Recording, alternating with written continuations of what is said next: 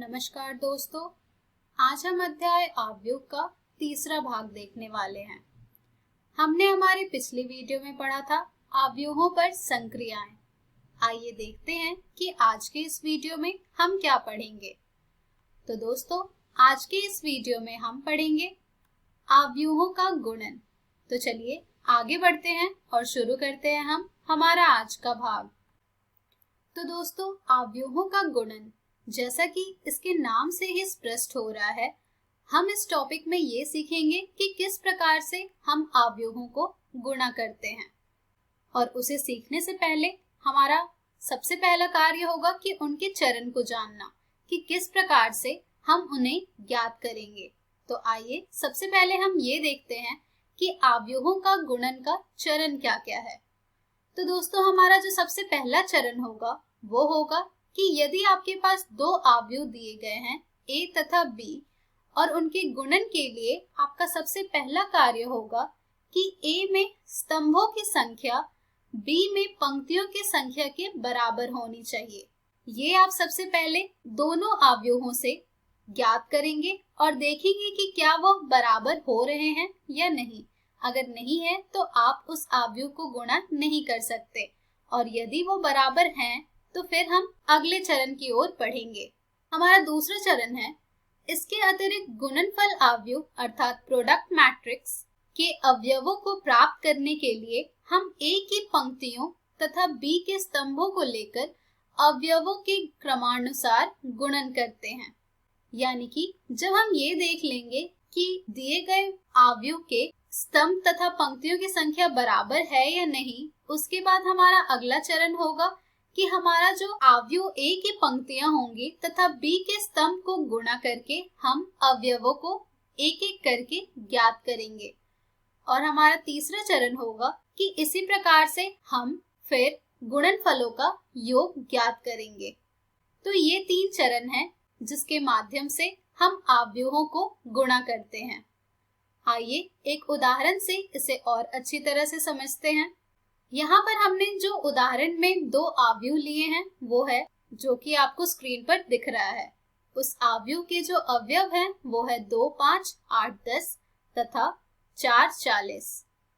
आइए देखते हैं कि हम इन्हें गुणा किस प्रकार से करेंगे। तो जैसा कि आपको अभी बताया गया था, सबसे पहला जो गुणा करने का चरण होगा वो होगा ये देखना कि क्या पहले अवयव के स्तंभों की संख्या दूसरे अवयव के पंक्तियों की संख्या के बराबर हो।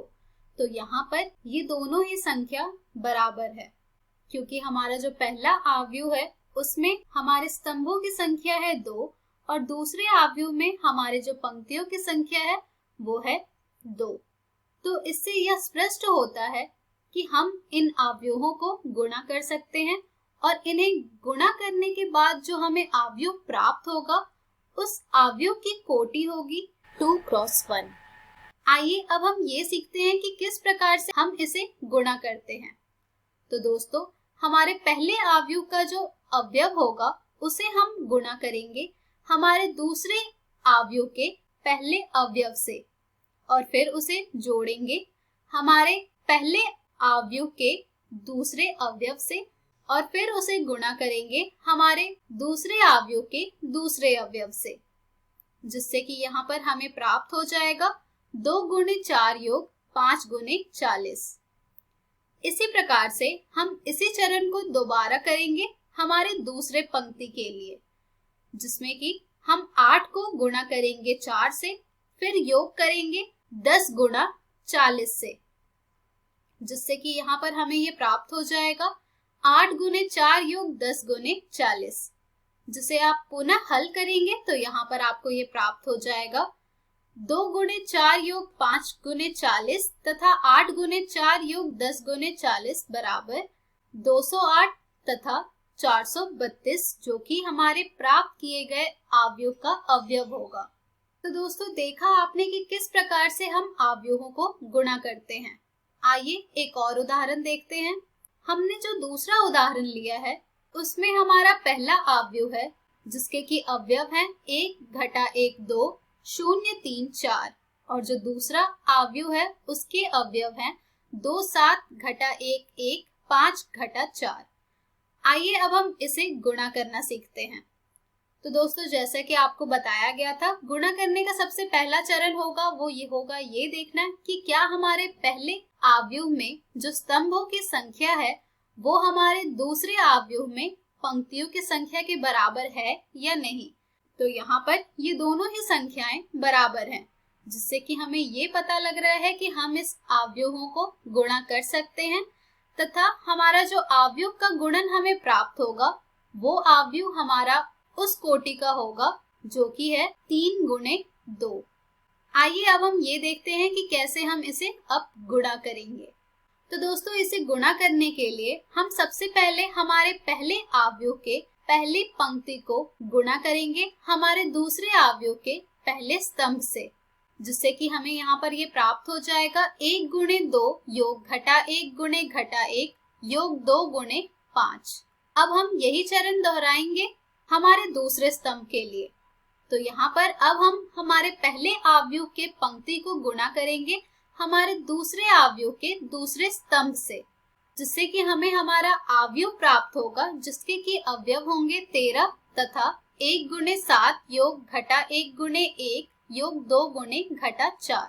इसके बाद हम अब दिए गए आव्यूह के पहले आव्यूह के पंक्ति को गुणा करेंगे दूसरे आव्यूह के पहले स्तंभ से, जिससे कि हमें हमारा आव्यूह प्राप्त होगा जिसके कि अवयव होंगे 13 घटा 2 0 गुणे 2 योग 3 गुणे घटा 1 योग 4 गुणे 5। इसके बाद इसी चरण को हम दोहराएंगे जिससे कि हमें हमारे आव्यूह का चौथा अवयव प्राप्त हो जाए। अब हम हमारे पहले आव्यूह की दूसरी पंक्ति को गुणा करेंगे हमारे दूसरे आव्यूह के दूसरे स्तंभ से, जिससे कि हमारा चौथा अवयव भी प्राप्त हो जाएगा जो कि आएगा आव्यूह जिसके कि अवयव होंगे 13 घटा 2 17 0 गुणे 7 योग 3 गुणे 1 योग 4 गुणे घटा 4, जिसे जब आप हल करेंगे तो आपको इन दोनों आव्यूह का गुणन प्राप्त होगा। आव्यूह जिसका कि अवयव होगा 13 घटा 2 17 घटा 13। तो देखा आपने दोस्तों कि किस प्रकार से हम आव्यूहों को गुणा करते हैं।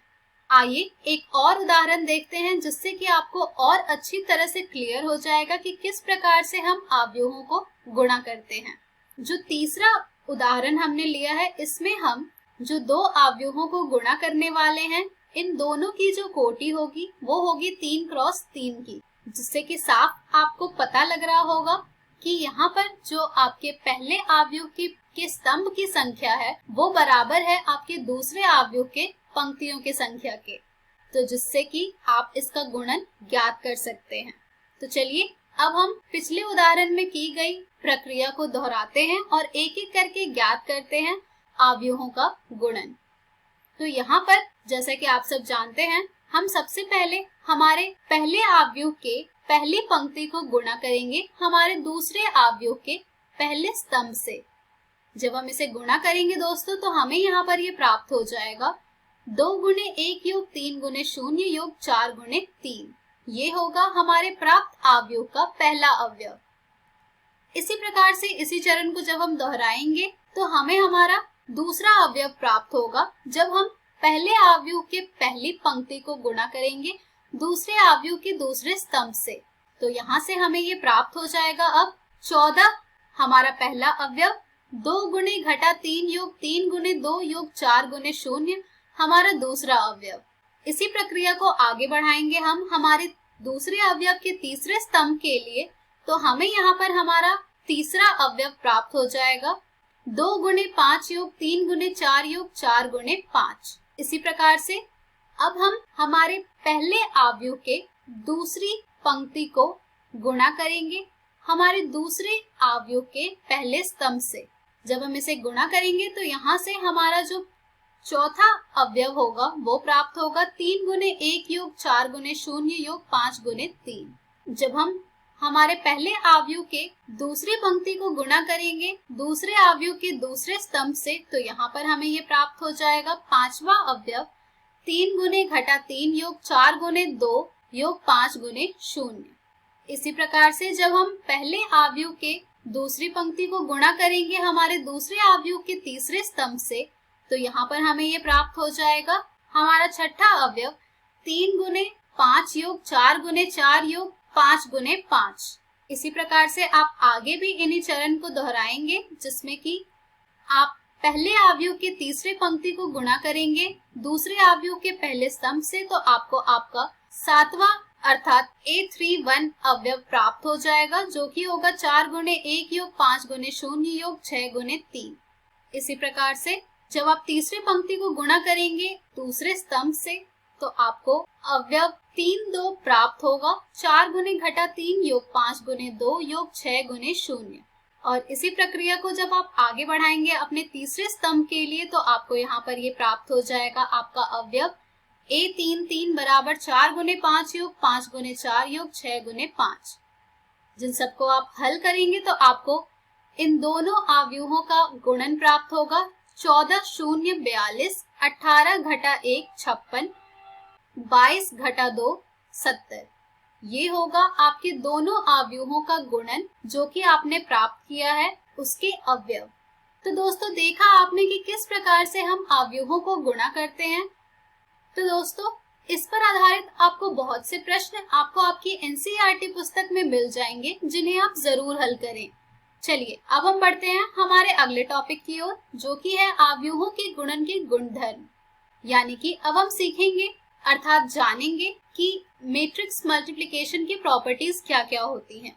सबसे पहला है हमारा साहचर्य नियम, जो कि कहता है किन्हीं भी 3 अवयवों A, B तथा C के लिए AB को जब आप गुणा करेंगे C से, तो आपको वो बराबर प्राप्त होगा A गुणा BC के, जब कभी समीकरण के दोनों पक्ष परिभाषित होते हैं। हमारा दूसरा नियम है वितरण नियम, जो कि कहता है किन्हीं भी 3 अवयवों A, B तथा C के लिए A गुणा B योग C बराबर होगा AB योग AC के, तथा A योग B गुणे C बराबर होगा AC योग BC के, जब भी समीकरण के दोनों पक्ष परिभाषित होते हैं। हमारा तीसरा गुणधर्म है गुणन के तत्समक का अस्तित्व। प्रत्येक वर्ग अवयव A के लिए समान कोटि के एक अवयव I का अस्तित्व इस प्रकार होता है कि IA बराबर होता है AI के, जो कि बराबर होगा A के। तो दोस्तों ये थे कुछ 3 गुणधर्म अवयवों के गुणन के लिए, जिसे आप जरूर ध्यान में रखें, क्योंकि इसका प्रयोग हम प्रश्नों को हल करने में करेंगे अवयवों के। तो दोस्तों इसी के साथ हमारी आज की वीडियो समाप्त होती है। इन सभी पर आधारित बहुत सारे प्रश्न आपको आपकी एनसीईआरटी पुस्तक में मिल जाएंगे, जिन्हें आप जरूर हल कीजिएगा, ताकि आपको अवयव अध्याय बहुत ही अच्छे से समझ आ जाए। तो दोस्तों आज की इस वीडियो में हमने सीखा अवयवों का गुणन। हम हमारी अगली वीडियो में जानेंगे अवयवों का परिवर्त। धन्यवाद।